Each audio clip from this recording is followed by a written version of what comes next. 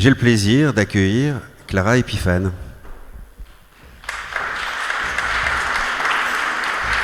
Merci beaucoup. Bonjour à tous. Très heureuse d'être parmi vous aujourd'hui pour parler de ces beaux sujets qui est la marque employeur, l'attractivité, les marques territoriales. Moi, j'ai choisi du coup d'aborder ça sous l'angle de la notion un petit peu de l'écosystème aujourd'hui des entreprises. C'est un sujet que je travaille au quotidien puisque même si je suis pas sur le même territoire que vous, puisque moi je suis de la belle région normande de Rouen, très exactement.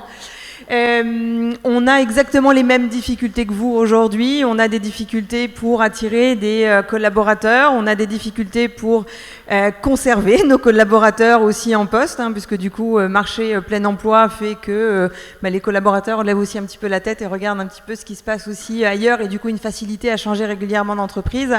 Donc voilà, donc c'est vraiment tous ces sujets-là auxquels je suis confrontée également au quotidien, et puis que j'avais choisi de pouvoir aborder aussi dans un ouvrage qui s'appelle effectivement Marque employeur, mode d'emploi aux éditions Duno.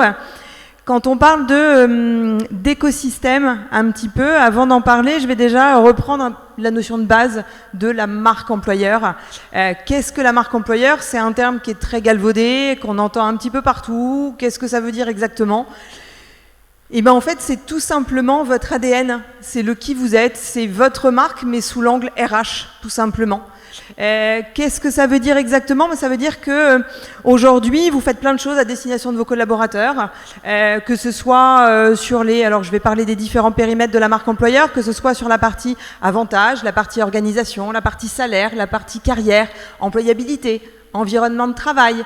Tout ça, en fait, ce sont les périmètres aujourd'hui de la marque employeur. La marque employeur, en fait, c'est plutôt quelque chose d'interne qui se tourne ensuite vers l'externe. On en parle beaucoup pour attirer et pour recruter, mais c'est avant tout votre ADN, c'est avant tout le qui vous êtes que derrière vous rendez visible. Et quand on parle de réputation, en fait, la réputation, c'est tout simplement la somme de votre identité, donc de ce que vous promettez, mais aussi de vos pratiques, c'est-à-dire de ce que vous faites réellement.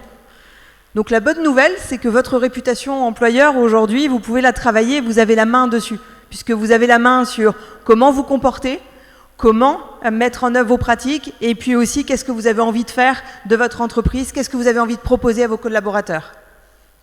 On parlera tout à l'heure du coup de comment on arrive à mettre un peu tout ça en externe, et puis à attirer, parce que souvent la difficulté c'est pas de tant faire en interne, c'est aussi arriver à avoir de la visibilité sur l'ensemble de son territoire.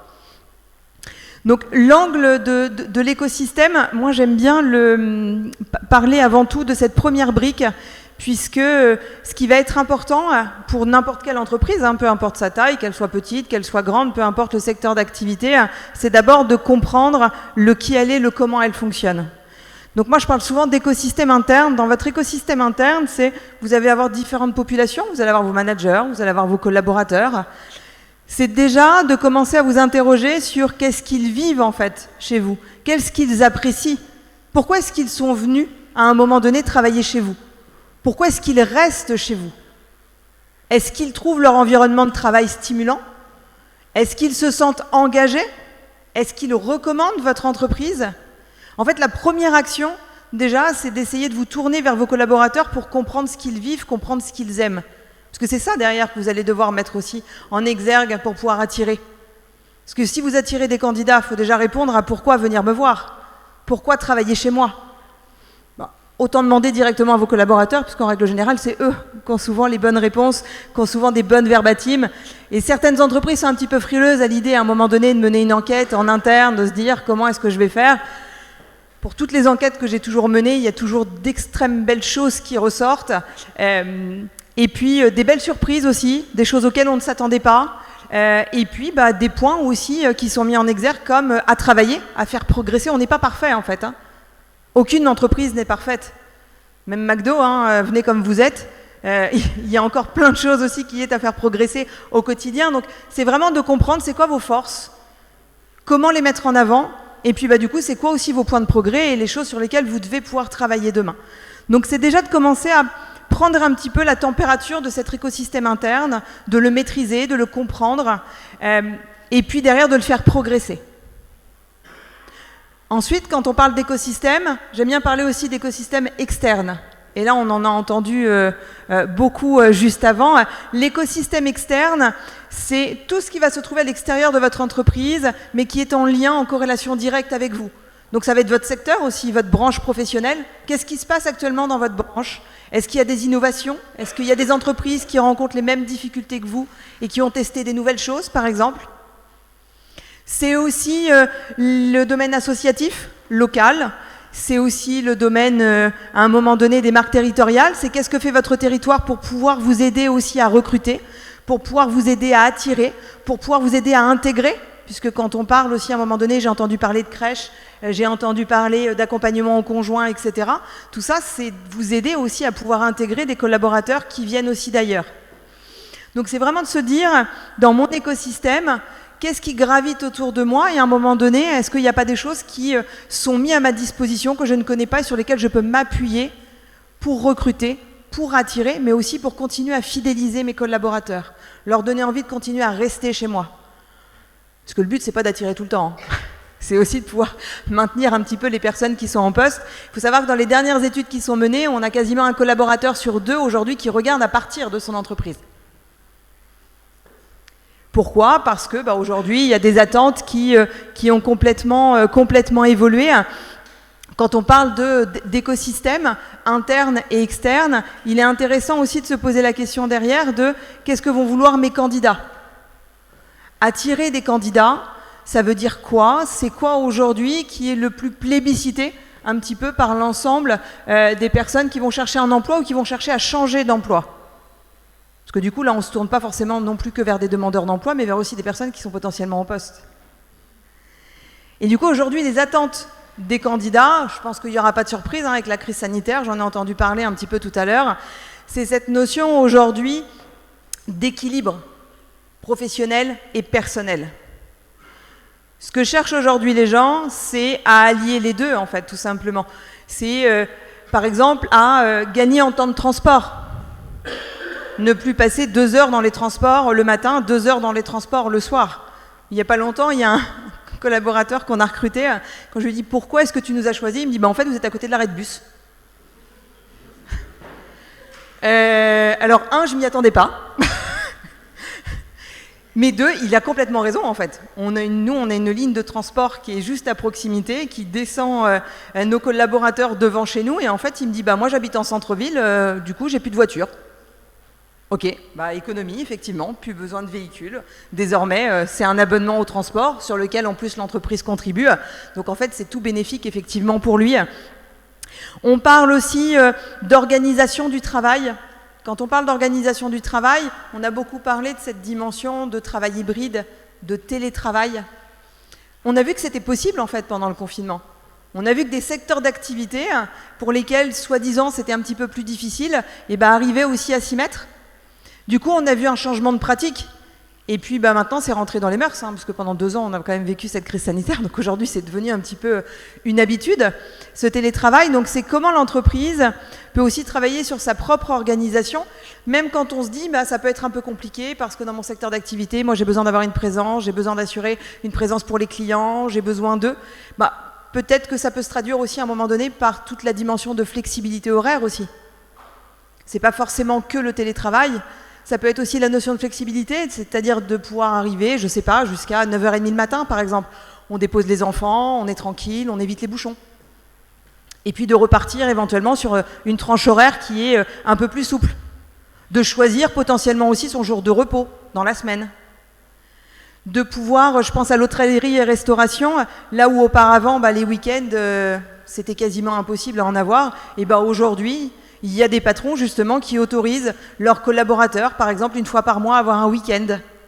Ça aujourd'hui, c'est un atout par rapport aux autres. C'est peut-être quelque chose qui peut redonner aussi envie de revenir vers certains secteurs qui sont un peu abandonnés. Pourquoi? On parlait effectivement d'école, mais à un moment donné, on a des secteurs d'activité qui sont un petit peu délaissés. Je pense notamment par exemple au BTP, qui a été délaissé pendant des années, le secteur industriel aussi. Aujourd'hui, s'allier avec des écoles locales, aller promouvoir son métier dès le plus jeune âge, c'est des atouts aussi. Et puis du coup, montrer qu'au niveau de l'organisation, les entreprises ont évolué. C'est plus forcément le même métier qu'il y avait un temps, c'est plus forcément les mêmes organisations. Donc essayer de changer aussi un petit peu les préjugés qu'on peut avoir aujourd'hui sur les différents métiers. Quand on parle d'organisation, on parle aussi de pouvoir avoir la souplesse de poser aussi ses congés. On parle aussi de la souplesse, ou en tout cas des avantages que l'on peut avoir avec nos RTT. Dans les attentes des collaborateurs, vient ensuite derrière, je pense que je vous apprends rien, cette dimension rémunération. Mais quand on parle rémunération, on ne parle pas forcément que rémunération directe.